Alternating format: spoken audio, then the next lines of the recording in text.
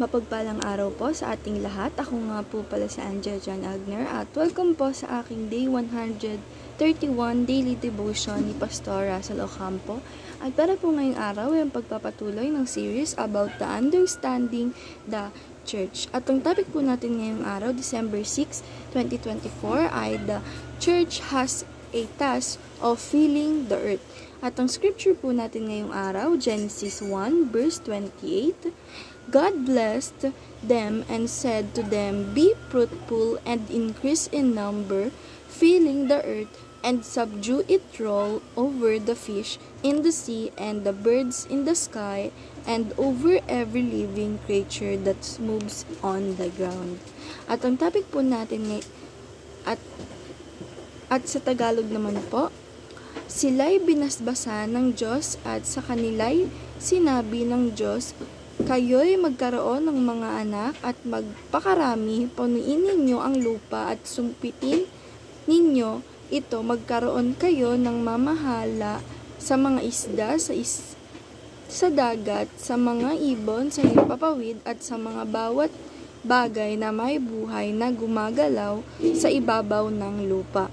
Teaching number 1, the church is called to disciple all nations. Sabi po dito na ang church is natawag na dapat na i-disciple ang lahat ng mundo, lahat ng bansa sa earth. Na dapat po lahat ng tao ay naglilingkod at dinadakila ang Diyos, at ang church po ay ang goal po neto na ibalik yung original na plano ng Diyos. And teaching number 2, the church is called to influence the world. Sabi naman po dito na ang church is tinatawag din po para ma-influence tong mundo natin na earth. Lahat po tayo, lahat nga po ng all nations ay dapat ma-disciple through church. And teaching number 3, the church is called to spread the reign of God. Sabi naman po dito na ang church, kaya nga po ang church is nag-i-influence sa atin lahat sa buong mundo, and the church din po is called to spread the reign of God. Like, tayo nga po, nag-i-influence tayo ng mga tao nga po, and dito naman po is parang pag-spread ng mga ginawang kabutihan ng ating Panginoong Diyos sa lahat po sa atin. Pagbibigay, kung hindi pa po na-influence yung mga family mo and friends mo, sabihin mo po sa kanila yung reign of God, or spread mo po sa kanila yung reign of God para po sila ay ma-influence. Dahil nga po ang ating Panginoong Diyos talaga ay napakabuti, kaya talagang wala tayong iisipin na kung bakit hindi sila dapat ma-influence sa ating Panginoong Diyos. And application number 1, disciple your family and friends network. Sabi naman po dito na ilapit po natin sa ating Panginoong Diyos ang mga friends or family natin, unang-una, and family po natin, and sunod our friends. Dapat po ma-influence po natin sila, ilapit po natin sila sa ating Panginoong Diyos.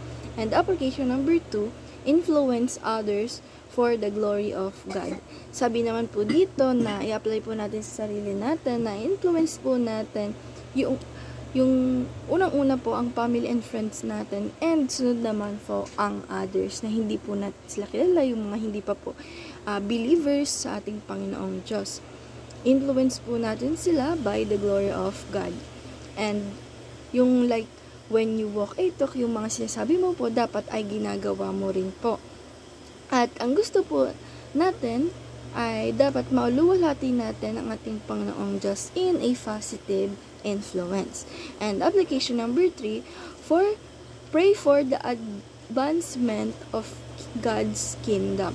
Sabi naman po dito na i-apply po natin sa sarili natin na panalangin po natin na dapat po na umabante or lumawak yung God's kingdom dito sa ating Panginoong Diyos, dito sa ating buong mundo. And discussion, how can we practically influence the world for the glory of God, of God in our daily lives. Sabi po dito na para po sa akin at para po sa devotion ngayong araw na mapapractice po natin yung pag-influence sa buong mundo for the glory of God in our daily lives sa pagbibigay po natin lagi ng pagbibigay po natin lagi ng mga ito po, pag-spread natin ng reign of God sa ating mga pamilya, kaibigan, at sa iba pa po na hindi pa believers na ating Panginoong Diyos. Pagbibigay natin sa kanila ng mga words of God and everything na parang tumatak sa puso natin na talagang kaya tayo naging believers by God. Sabihin po natin sa kanila para po sila ay ma-influence din po. And ayun lang po ngayong araw. Maraming salamat. God bless.